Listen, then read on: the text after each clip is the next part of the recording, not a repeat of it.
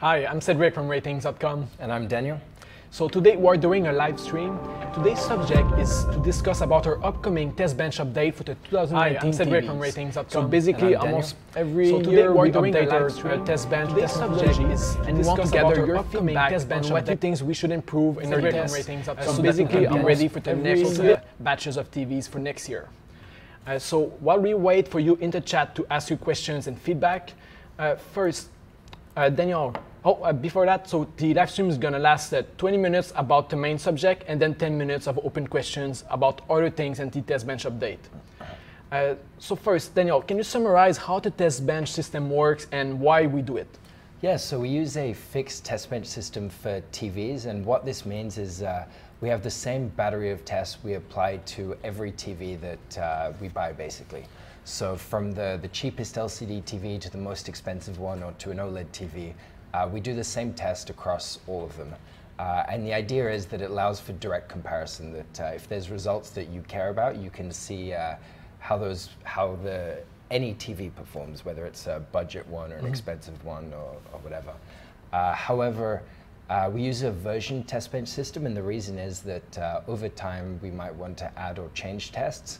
So for example, there's new technologies that are sometimes released that we didn't test in the past because they didn't exist, but now we might want to. So basically we have to update our test bench and test new products under these new test conditions.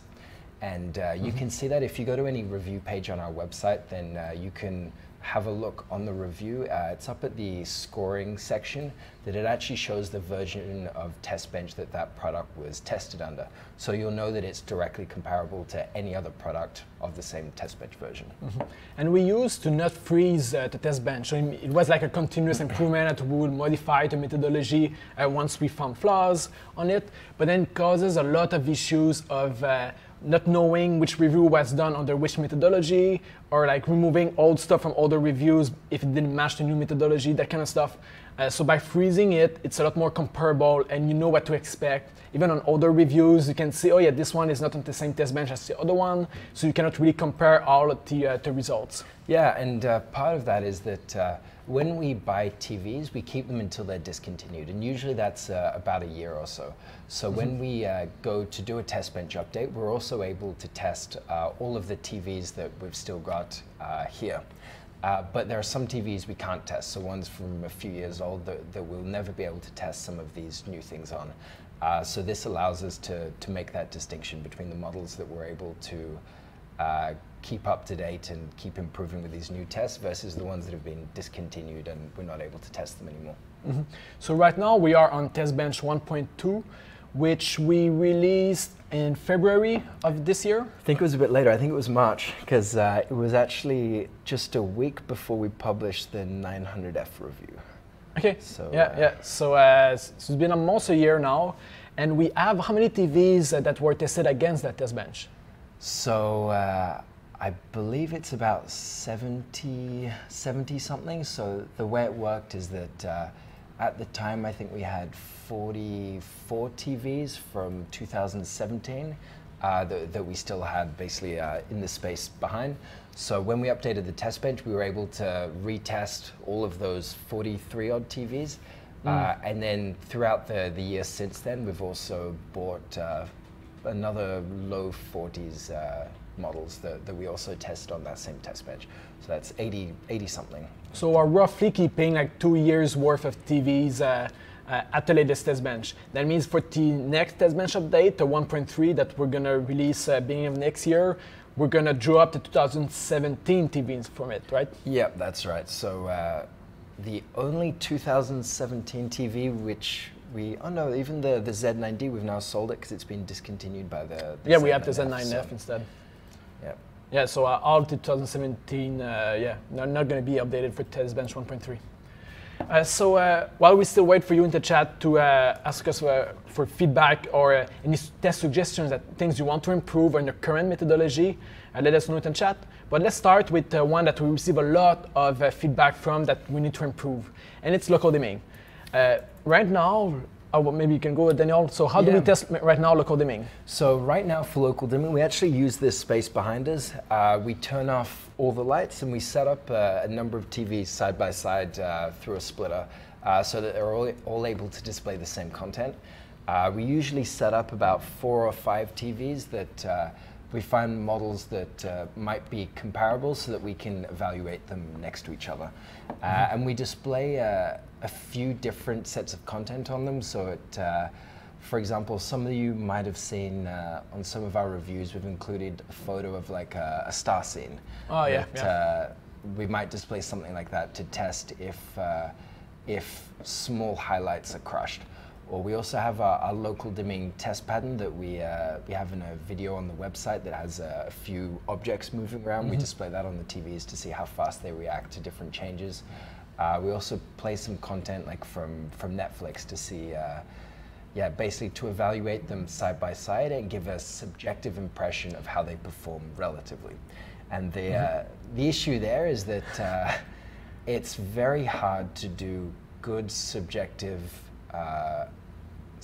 evaluation of their performance because each TV we might compare to 4 or 5, so we know that the way we score that TV is good compared to the 4 or 5 that we compare it with directly, but other TVs that maybe we didn't compare side by side, that it might be hard to evaluate, for example, which one reacts faster to scene changes or which one crushes highlight details more or something. And it makes it hard to be consistent. Even though we can recheck with equivalent TVs that are near to the same performance, it's always hard with subjective testing to be a consistent, and no matter who does it or that kind of stuff.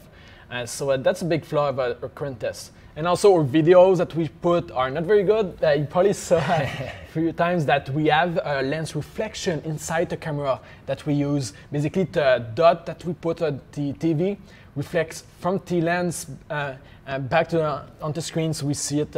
So basically our local dimming video that's posted on the website, we actually filmed that not here but in our testing room. So it's basically a sealed room almost that we're able to get completely dark.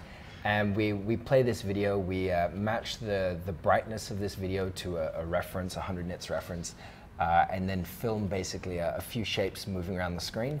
The problem with that video is it really doesn't show a lot.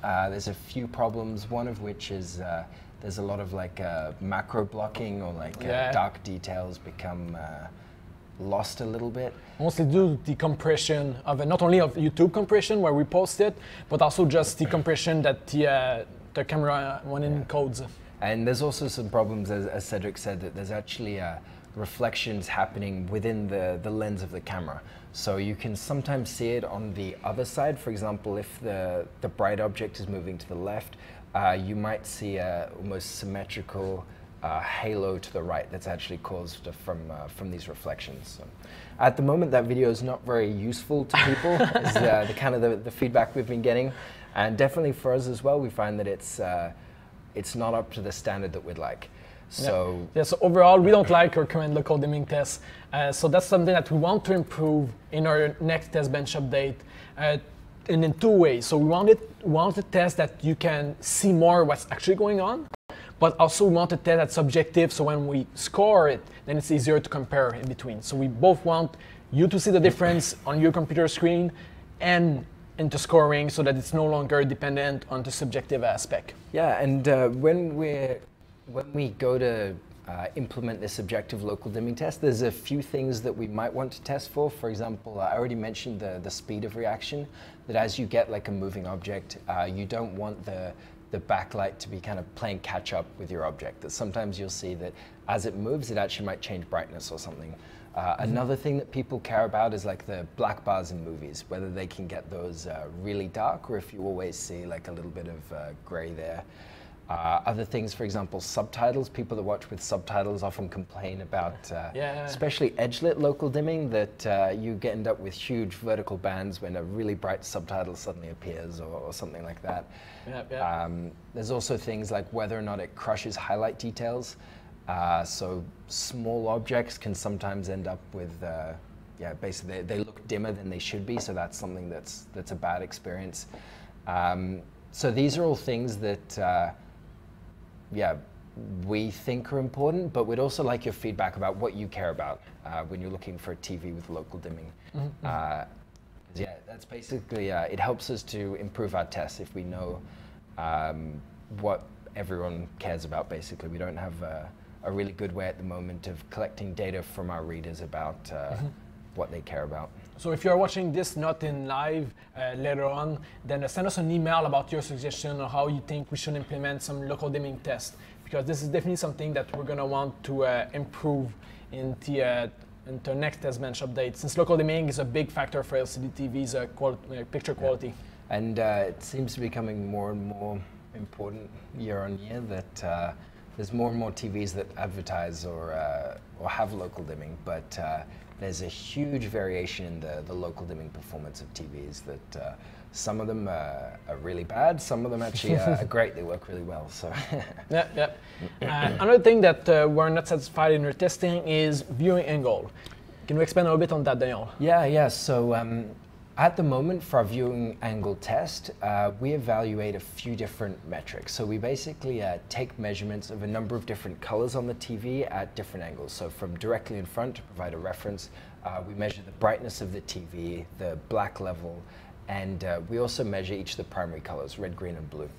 And then we also rotate the TV and measure at each angle up to 75 degrees in 15-degree increments these same color patches to show how the brightness changes at an angle, the same with the color shift and the black level.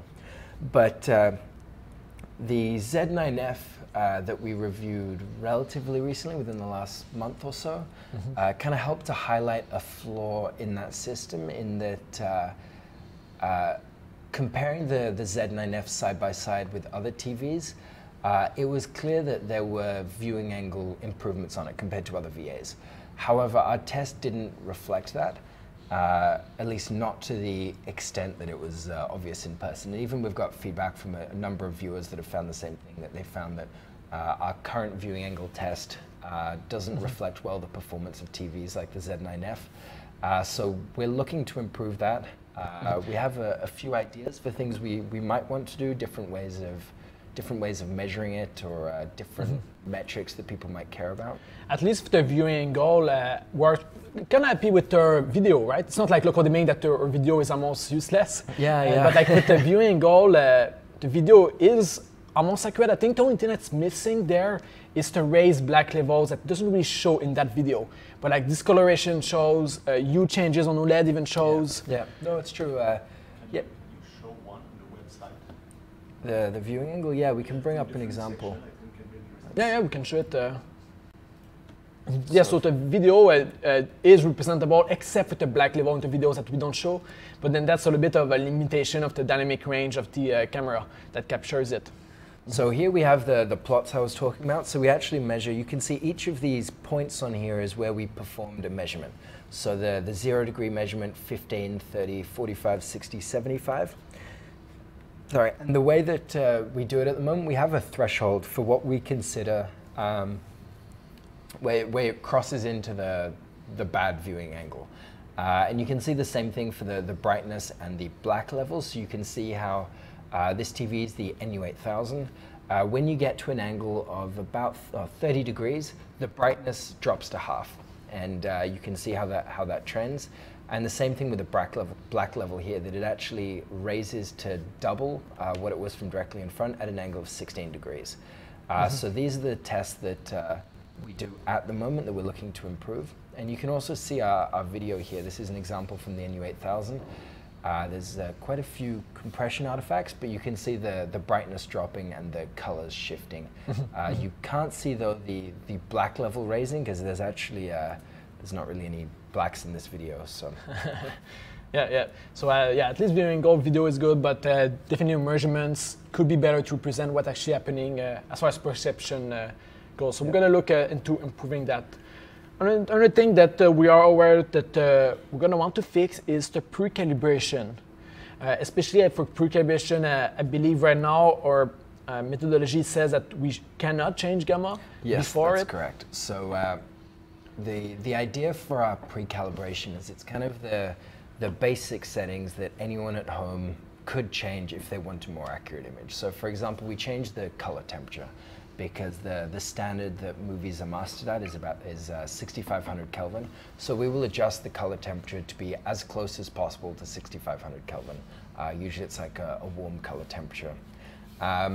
However, for our current methodology that we apply to all TVs, we don't make any gamma adjustments, which it actually affects our measurements of the white balance D, or the white balance error, and the color error.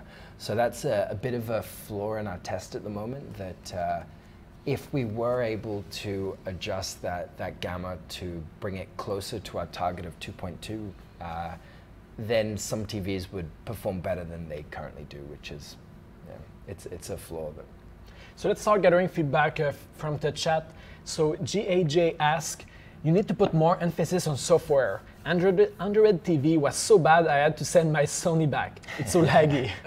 Yeah, definitely. We get bothered as well by the speed of the old Sony TVs sometimes. That it seems that Sony has taken note of that, and at least with the Z9F and the A9F, the newest models, they have improved them significantly. But yeah, this is something, at the moment, we have a subjective evaluation of the interface speed. Can you show it on the review? There we go. So in our smart features section, this is a Samsung TV, so you can see the smoothness, not smooth. Having said that, if we compare that to, let's say, the X900F, for example, this is a Sony TV that runs on Android, which we did have complaints about people finding it slow. So you can see here it's this not smooth evaluation and the lower interface score as a result. This is a subjective test though. So the way we perform is we actually compare some TVs side by side, either from different brands or within the same brand lineup, to see things like how fast it reacts to a button press on the remote, or there's things like the time taken to select YouTube. So it would basically be to open the apps and select an app and open it. So so that's something that we could improve, especially if we get more requests. But at least now, as you mentioned, the Sony are getting better. At least the last two models. Yeah. It does seem like there has been a drive for them to improve that, so that's a good thing. But definitely, it's something that we could stress even more. Now, something else also that a flaw in our test methodology that we are definitely not happy with is the upscaling. So as you're probably aware now, so we do have upscaling tests, but they are subjective, and we predictably give the same scores to our TVs. Yes. So that's bad. But there's a reason why we haven't improved it yet. It's because it's basically it's really hard to test objectively. That if a TV is able to, for example, the test we do at the moment, we actually have a 4K image that we have downscaled down to 480p, 720p, and 1080p. And what we do is we display that downscaled image on the TV at, for example, a 480p resolution, and evaluate take a photo of it and compare it to the 4K input or to other TVs. And there is a best outcome, and the best outcome is basically being able to recreate the 4K signal, even though it's a 480p image. But no TV can do that. It's basically, it's almost impossible, because there simply isn't enough information in a 480p signal to be able to recreate that 4K image.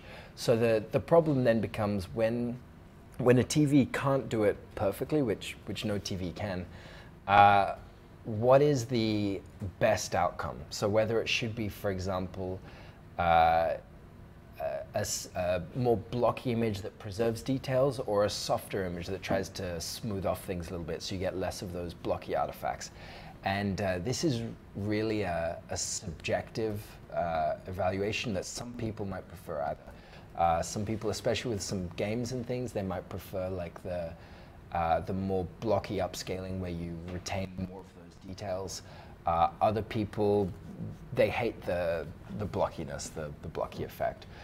So if you have any suggestion on how we could test upscaling, let us know.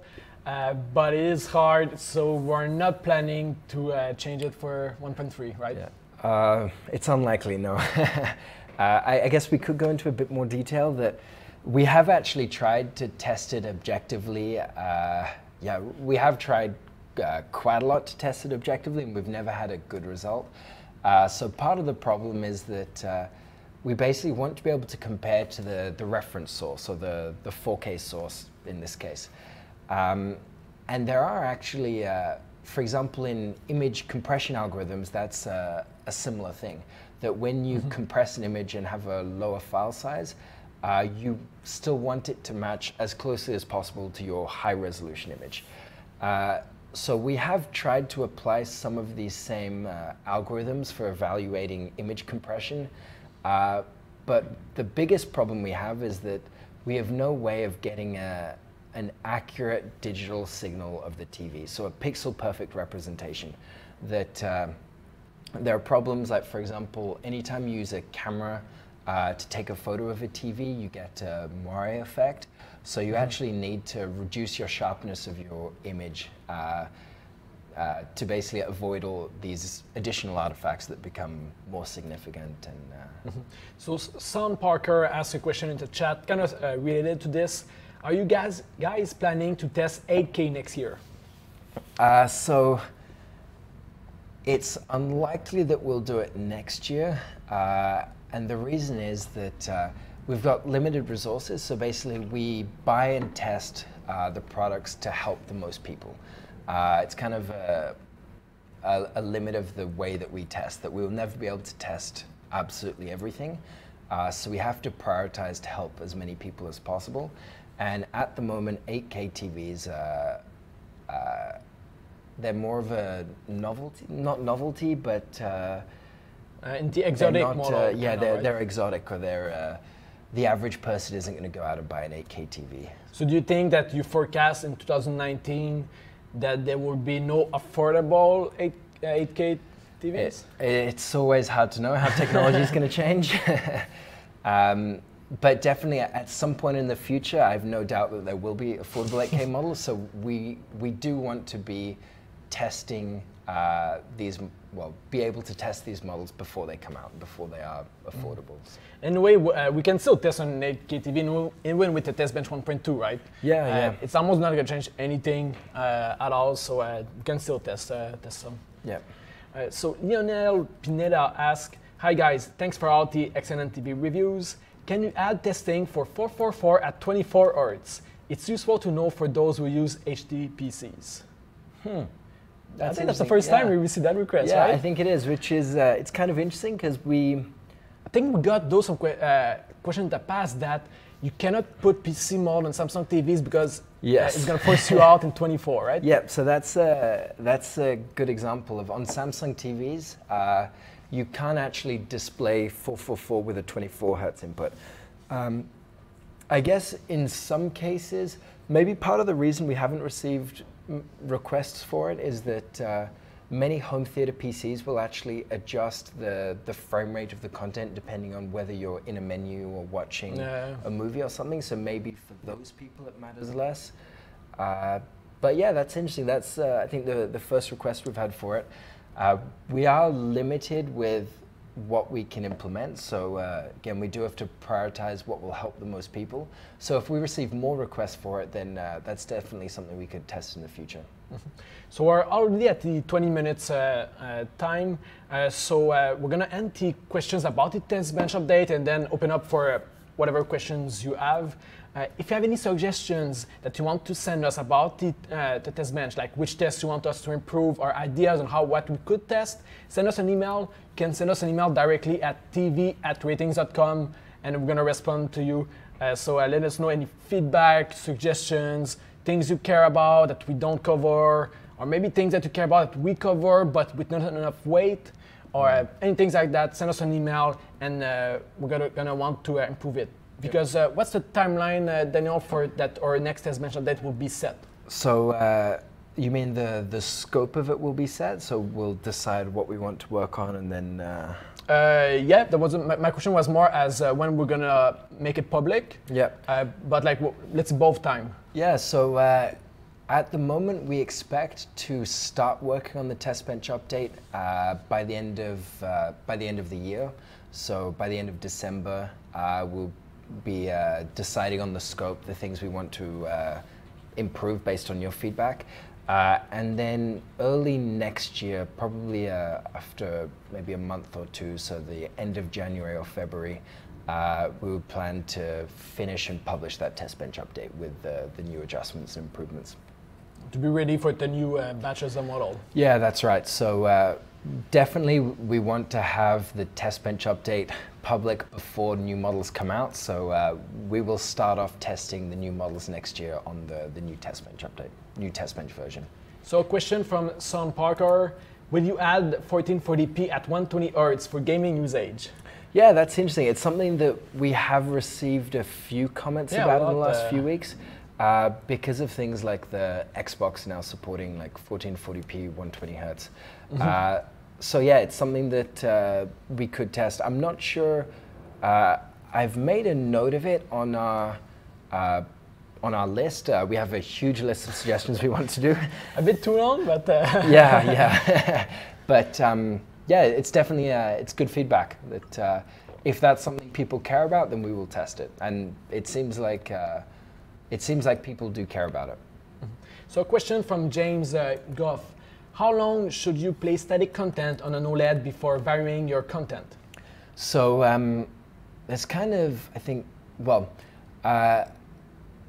one thing we've found from, I'm not sure if it was directly from our real life OLED burn-in test, but we expect that OLED burn-in to be cumulative. So it doesn't necessarily matter the time period at any one time that you display the content, but the continuous period that has been displayed over the lifetime of the TV. So for example, you might see like the CNN, it's a pretty extreme example, but the CNN like breaking news banner on our real life burn-in TVs. It's not always breaking news, it might seem like it, but that banner's not always there.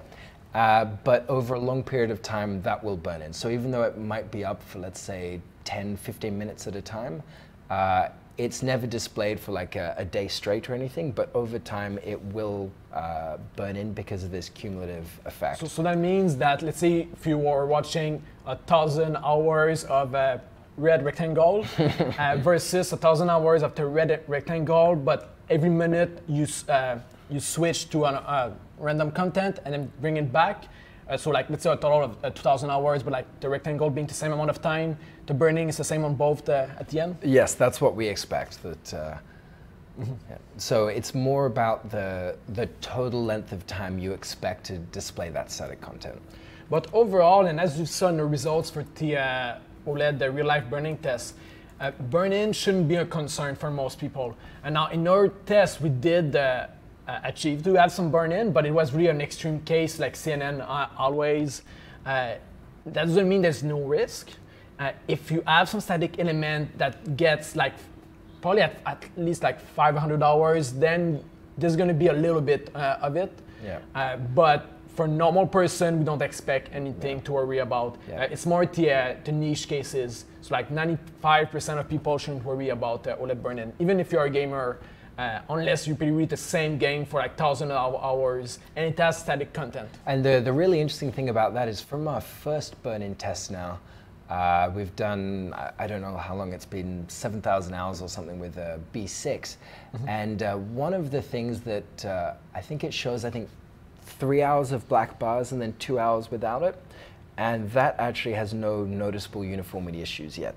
So yeah, that's kind of surprising. Yeah, which, so if you, for example, just watch movies, whether or not there's black bars, it's actually, I guess it's a combination of static content and brightness. So if you've just got like black letterbox bars or something, then that's not the same as like a bright logo. So. So a question from Elio Maderia. Hi, can you tell me, so you have played OLED and Q9FN, forgetting the risk of burn-in and the differences in input lag, which do you find the most enjoyable to play? So for gamers, let's say you don't worry about burn-in, you don't worry about input lag, Q9FN or an OLED. Which one is more enjoyable to play? That's kind of, so personally, I prefer the Q9FN, but I'm not sure if this should be excluded from the comparison because of things like the other gaming features. So it's not just the low input lag, but also the FreeSync implementation. So if you're going to have varying frame rates and you care about tearing, then that's another reason you might want to go with the Q9FN. Yeah, it also depends on your game that you're playing. If you have a game with a lot of dark content or a lot of blacks, and you play in a dark room, then you're probably gonna want a better picture quality of the OLED in a dark room. Yeah. And that's also another issue that sometimes people have with OLED with low frame rate games. So let's say you play a game on a console that's limited to 30 frames per second, then OLED will have a lot more stuttering than the Q9FN. Yeah, yeah. So it really depends a lot on how you plan to use it, what games you're going to play. If you'll have, for example, an AMD graphics card or an Xbox to take advantage of the FreeSync, they're both great TVs. Yeah, yeah. So we're done for the live stream. We're going to answer one more question. And as I mentioned early on, if you have feedback from our test bench update, send us an email. We really want to improve it and to match what you care about. So that's the biggest thing that we care about. So send us an email, feedback, things you want to change, things you care about our test that you want us to keep that we shouldn't remove, for example. Send us an email about it. And it's important because for all the next year's TVs are going to be tested against that test bench. And we cannot really change it midways throughout the year because then it's a lot of overhead of retesting TVs and that kind of stuff. Well, and the biggest problem with that is that, so for this next test bench update, we'll actually test all the TVs behind us. So we will retest all of the 2018 models so that they remain comparable to 2019 ones. And if we perform, for example, a mid-year test bench update, then we can no longer compare to these 2018 models because they will have been discontinued and replaced. Mm-hmm. So last question for today. So DACWI asks, do you think a 2017 Zen D9 for under 2K is a good deal? So 2017 yeah, Z9D. Z9D under 2K. Yeah, it's a good price. Yeah, and especially if you watch in a dark room, then it's really it's a great TV for that. People that watch movies in the dark, sit in front. It has great local dimming. It's a great TV. For movies in a dark room, it almost doesn't get much better than this. Maybe for gaming, you might not like it because it's a little bit higher input lag than other TVs and also a little bit more response time, so a little bit more blur. But like for movies or TV shows, that's not really an issue. So go for it. It's a good price. Yeah. And also there might be, well, they're already starting to get hard to find. So if you do want to make that decision, then you can't wait too long. Good. So thanks everyone for joining us. And as I mentioned, send us an email for any feedback you have before the next test bench update. And we're gonna listen to you and take this into consideration. Cool. All right. Thanks for watching. Yep.